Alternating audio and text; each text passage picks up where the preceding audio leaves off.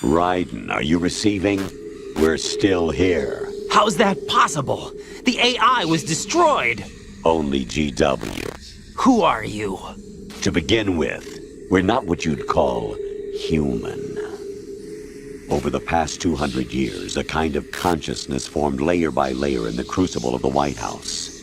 It's not unlike the way life started in the oceans 4 billion years ago. The White House was our primordial soup, a base of evolution. We are formless. We are the very discipline and morality that Americans invoke so often. How can anyone hope to eliminate us? As long as this nation exists, so will we. Cut the crap! If you're immortal, why would you take away individual freedoms and censor the net? Jack, don't be silly. Don't you know that our plans have your interests, not ours, in mind? What? Jack, listen carefully, like a good boy. The mapping of the human genome was completed early this century. As a result, the evolutionary log of the human race lay open to us. We started with genetic engineering, and in the end, we succeeded in digitizing life itself. But there are things not covered by genetic information. What do you mean?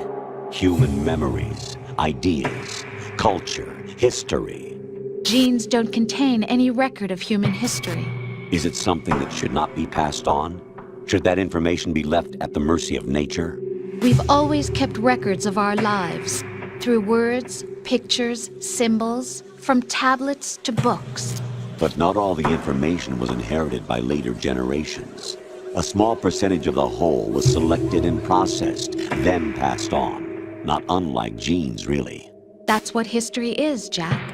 But in the current digitized world, trivial information is accumulating every second, preserved in all its triteness, never fading, always accessible. Rumors about petty issues, misinterpretations, slander. All this junk data, preserved in an unfiltered state, growing at an alarming rate. It will only slow down social progress, reduce the rate of evolution. Right. You seem to think that our plan is one of censorship. Are you telling me it's not? You're being silly. What we propose to do is not to control content, but to create context. Create context? The digital society furthers human flaws and selectively rewards development of convenient half-truths. Just look at the strange juxtapositions of morality around you. Billions spent on new weapons in order to humanely murder other humans. Rights of criminals are given more respect than the privacy of their victims. Although there are people suffering in poverty, huge donations are made to protect endangered species. Everyone grows up being told the same thing. Be nice to other people. But beat out the competition. You're special. Believe in yourself and you will succeed. But it's obvious from the start that only a few can succeed. You exercise your right to freedom, and this is the result. All rhetoric to avoid conflict and protect each other from hurt. The untested truths, spun by different interests, continue to churn and accumulate in the sandbox of political correctness and value systems. Everyone withdraws into their own small gated community, afraid of a larger forum. They stay inside their little ponds, leaking whatever truth suits them into the growing cesspool of society at large. The different cardinal truths neither clash nor mesh. No one is invalidated, but nobody is right. Not even natural selection can take place here. The world is being engulfed in truth. And this is the way the world ends. Not with a bang, but a whimper.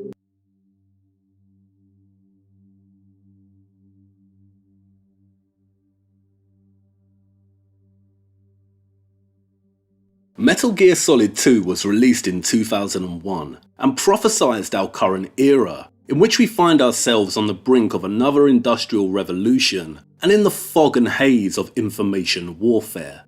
The word truth has become an economy unto itself. It has lost its sovereignty, and we are flooded, day in, day out, 24 hours a day, with seemingly contradictory truths. The next genius move of the entity, to completely destabilize our perception of reality. But a question remains: How did a video game in 2001 predict our current era of social media and digitized information warfare so accurately before Google, YouTube, Twitter, Instagram were invented?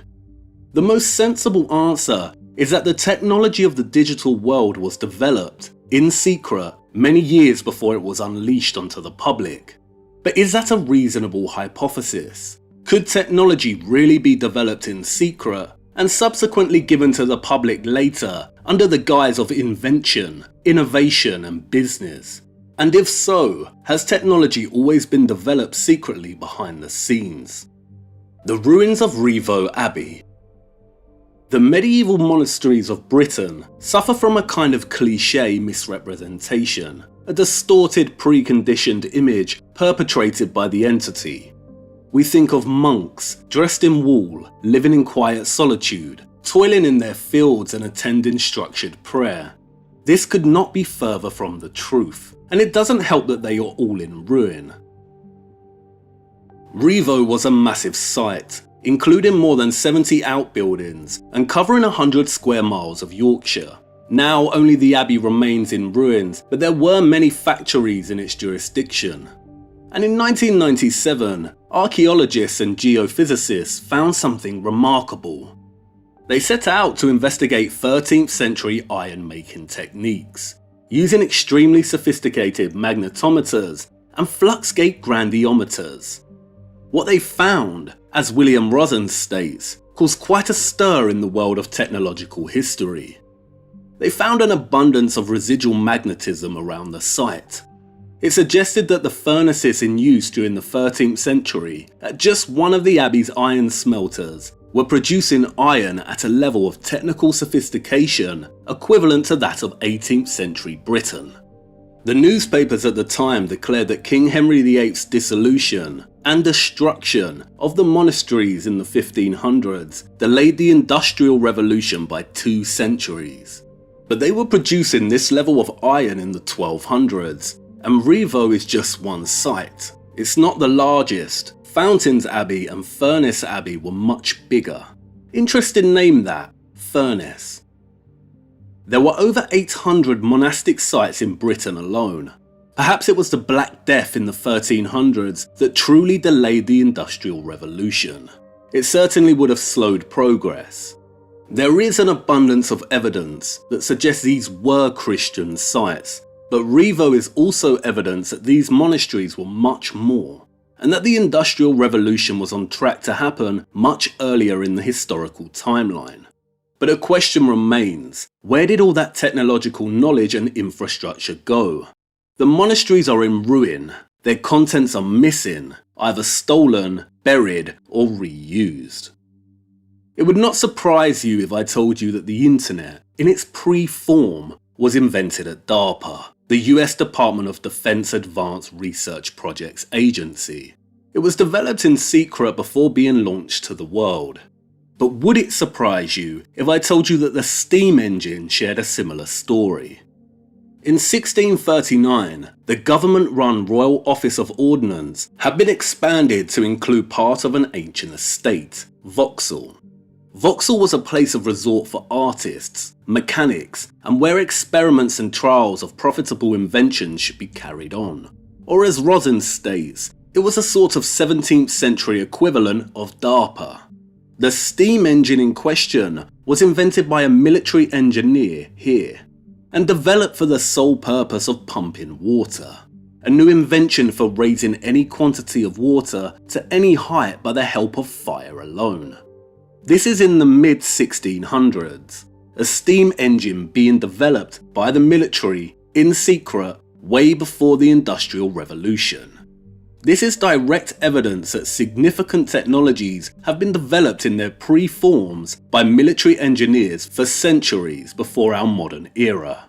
And given the extremely high levels of magnetism discovered at Rievaulx, it begs the question, is there a connection between the technology lost at the end of the Middle Ages and the military? Where did the engineering infrastructure that was once present at these monastic sites go? Is there a relationship between these sites and steam? Was technology one of the real reasons they were destroyed by Henry, under the guise of politics and a divorce? Were their contents secretly absorbed into the military? Finding evidence of secret military involvement in repurposing technology of the Middle Ages is not going to be easy. Documents would have likely been handwritten, archived under top secret, or destroyed. But in my search for evidence, I found something quite different, but more startling. They say the devil's in the detail. There is a slight misconception that architecture, canals, bridges and so on are the sole product of civil engineering, of innovative architects, hard-working citizens and slaves. That's just one part of the story. There is another side to the story that's been greatly overlooked and, in many cases, buried.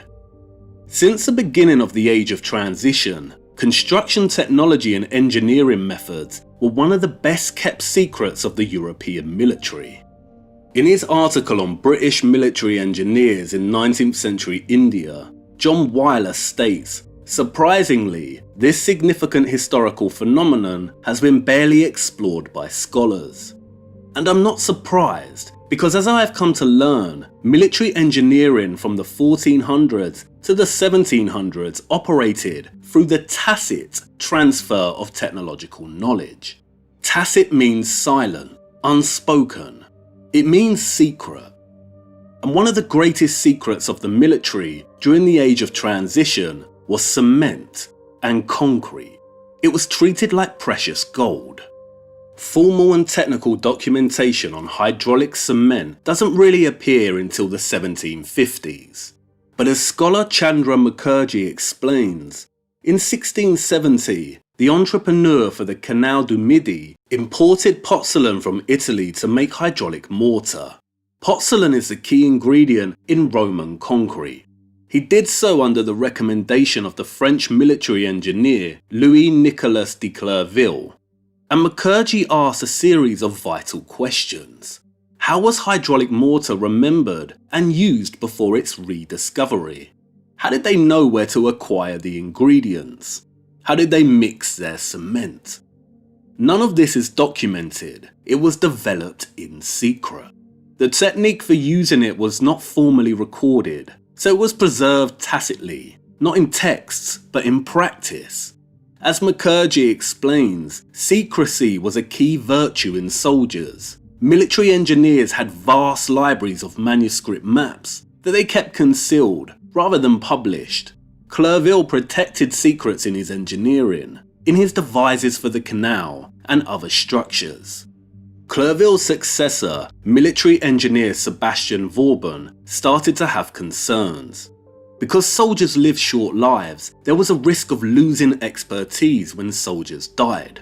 So he began recording a little of this tacit, secret technological knowledge. One record details a recipe for hydraulic cement. Lime, sand and pozzolan or pulverized brick pass through a baker's basket, 2/5 of lime with 3/5 of sand, and so on. What is striking is that this formula differs from others that scarcely appear in the historical record. It is a novel formula. It was passed on and developed purely in secret. And this practice of secret and advanced military methods of construction did not cease once formal documentation on cement arose during the 1700s. As John Wheeler explains, the 19th century British military engineers were well ahead of their civil engineer countrymen in establishing a significant presence in foreign territories. British engineers moved into foreign lands from the late 1830s, carrying with them the influences of advanced technology. Engineers were active in India from the mid-18th century as a separate branch of the army, in the service of the East India Company. British military engineers were well underway in the Caribbean in 1700s, in India, Canada, in Western Australia. During the period 1851 to 1856, Royal Engineers undertook a variety of experiments. In India, experimentation with limes, cements and concrete led the way. They developed magnesia cement, more accurately described as natural hydraulic cement made from magnesian limestone. They were also setting up a whole range of prefabricated structures. In another article, Todd Charlotte informs us that America's oldest and largest construction agency was a corps of engineers. They built massively and with great precision, and part of their knowledge also relied on the person-to-person, word-of-mouth transfer of technological knowledge from industrial Europe. Again, the transfer of tacit or secret military engineering knowledge. Why is this important? Firstly, this demonstrates that there was a military-industrial complex of engineers dealing in secret with undisclosed and experimental technologies during the Age of Transition. There is enough evidence to classify this as a theory. The military has always been at the forefront of technological innovation. It goes back to the Republic of Venice at the end of the Middle Ages, where in this department all types of instruments and machines are constantly being constructed. But the highly secretive manner when it comes to concrete is startling. They were not this careful when it came to the steam engine. That is documented. So why was something like concrete guarded so carefully? And to what extent did they develop and use it? Wouldn't sharing this knowledge benefit all societies immensely? You could argue it was to stop other nation-state militaries from stealing techniques and gaining advantage. But let's hypothesize a bit more. What if all militaries were unknowingly controlled and under the rule and might of the entity? Do you know what you can do with cement and concrete, especially cast concrete? It's common knowledge that the ancient Romans built with brick and concrete. The Pantheon, Colosseum, Temple of Saturn are all concrete. When the empire fell, concrete largely disappeared until the Renaissance, a very peculiar and abrupt period of discontinuity, 1,000 years. Great Pyramid K 2019 provides ample evidence that the Great Pyramid and Sphinx are concrete. This has also been verified from other sources. What if the entity, through its military-industrial complex, began using secret, tacit engineering technology during the Age of Transition to construct and modify many structures? What if some were assigned to earlier dates in the timeline? What if the real history of Rome was deliberately buried, and Shadow Rome took its place, and, influenced by Egyptian methods of construction, began fabricating these ruins out of artificial stone? Could many ruins be artificial? Have you noticed how many classical sites also feature obelisks? Have you ever heard of the Renaissance book hunters, of Poggio Bracciolini in particular? Was the history of the Imperial Roman Empire rewritten in order for Shadow Rome to assert itself politically? To cultivate fashions among citizens so they blindly began replacing their medieval heritage in the classical style? And to what extent has undocumented artificial stone technology been used to erase, change, and replace structures that came before? But then there is a problem of storing and developing these technologies in secret, especially during the early periods of the Age of Transition. Where would they do that, and with what workforce? What is a fortification? A defensive measure in times of warfare? Yes, but also an impenetrable stronghold, perhaps a place to develop technology in secret. A sanctuary to store the hidden, perhaps even a prison to keep slaves. A formidable fortress that is not easy to enter or escape from. Where did the technological infrastructure of Revo go? A star, light. Who worships the light? And could some of these be connected to pre-Renaissance dumbs, deep underground tunnels? Metal Gear Solid 2. A prophetic warning. I'm sure this entity is reveling in the curious, entertaining the idea that the people of the past could not build these structures.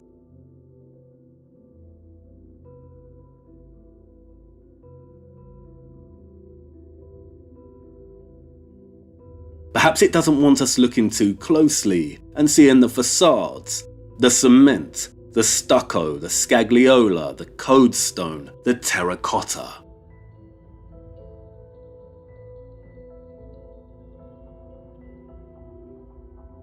The artificial stone that's everywhere, and how easy they could do it.